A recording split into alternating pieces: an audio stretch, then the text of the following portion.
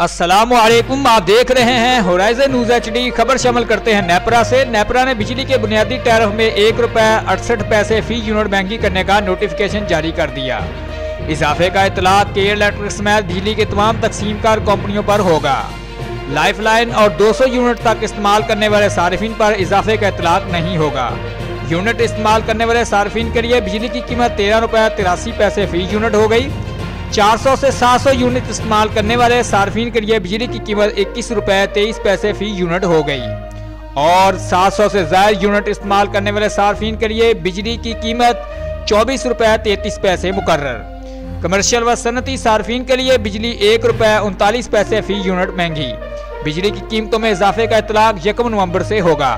Report Abdushakoor Siddhu, divisional bureau chief, Bahawalpur, Horizon News HD।